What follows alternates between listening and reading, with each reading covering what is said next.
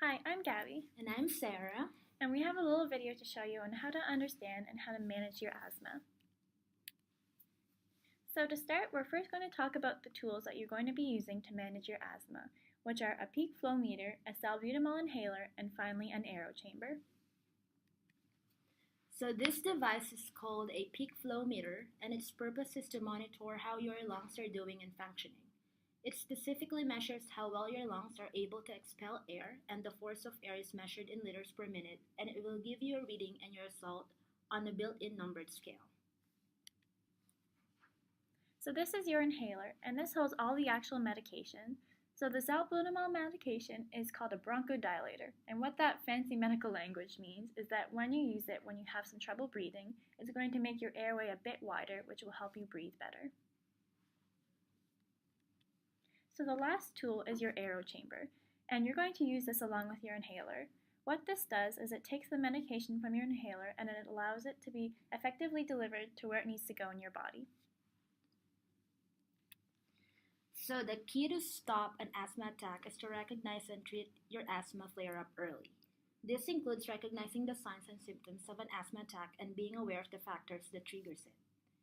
The common signs and symptoms of asthma includes shortness of breath, chest tightness or pain, coughing or wheezing, and a low peak expiratory flow readings if you're using a peak flow meter. Low peak expiratory flow means that if you're in the red zone, in which we will explain more in the next slides. Environmental factors that triggers an asthma attack include exposure to airway irritants or allergens such as grass, tree, pollens, weather changes, or strong odors and perfumes.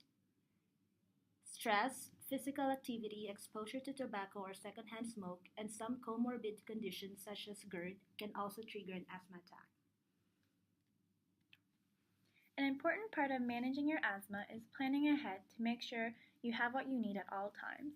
This includes things like bringing your tools with you every day and making sure you have them in a safe place with your name on them. Having those tools in an easy access spot is also important. A great way to do this is by getting a pouch or bag to put your tools in that indicates clearly what it is and is small enough to take with you everywhere. There are pictures of examples of these coming up. It's also important to make sure you know the factors that trigger your asthma attacks and to stay away from them if you can. And also, it's important to use your tools appropriately, which means being careful with them and not sharing them with other people. These are some examples of pouches you can use to keep your tools in. It's also a good idea to write your name on it and to indicate what it is on a label. So next, I'm going to explain how you can use your salbutamol inhaler and aero chamber. So step 1, take out your aero chamber and examine it to make sure that it's not broken or missing any parts and that there's nothing inside of it. Step 2, next you want to take out your salbutamol inhaler and remove the protective cap off of it. Step 3, next you're going to want to give your salbutamol inhaler a good shake. Step 4, now you're going to attach your salbutamol inhaler to the back piece of the aero chamber, which is the opposite side of the mask. Step 5, take the aero chamber and fit the mask snugly onto your face to make sure there is a good seal. It's really important to make sure that no parts of the mask are lifting away from your face because that can cause some of the medication to leak out. Step 6, next you're going to begin taking slow breaths and press down on the button of your salbutamol inhaler once when you start to take a breath in.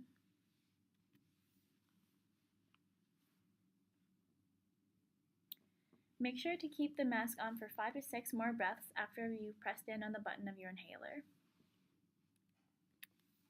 If you think you may need another puff, take the mask off and wait 1 minute, and then you can repeat steps 3 till 7.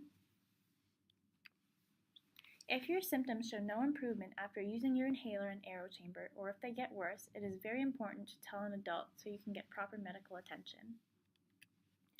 So next is I'm going to explain how to use your peak flow meter. Step 1, take your peak flow meter and examine it to make sure it is not broken or missing any parts. Step 2, place the marker or the indicator at the bottom of the numbered scale. You can see this red marker placed in the middle of the peak flow meter as shown and pointed in the left picture. Step 3. Make sure you're standing up straight. Take a deep breath, filling your lungs completely, and hold it. Then, while holding your breath, take the mouthpiece of the peak flow meter, which is the bottom part with an opening, and put it in your mouth between your teeth with lips sealed. Make sure not to put your tongue inside the opening. Step 5. While the peak flow meter is in your mouth, blow out hard and fast as you can with a single blow. Step 6. Remove the peak flow meter from your mouth and write down the numbers shown on the meter. This is your peak flow result. Step 7. Interpret your results by referring it to the color of the zones, which are located on the right side of the peak flow meter as shown and circled in the right picture. The green zone shows that you are in the safe and recommended zone and that you have an 80 to 100% expiration rate. The yellow zone means that you have around 50 to 80% expiration rate, and this is the caution zone, where you should observe any signs and symptoms of asthma. The red zone is the dangerous or alert zone, which means that you have less than 50% expiration rate and that you should take your medication right away or go directly to the hospital if the medication didn't help at all. So those are the steps on how to use your peak flow meter. Lastly, it is very important to observe your progress. To do this, use your peak flow monitor every day to observe your lung function and to see how well your asthma management plan is working for you. Also, monitor if your prescribed medications are working well for you and if your symptoms are managing well or getting worse. Thanks for watching. Thank you.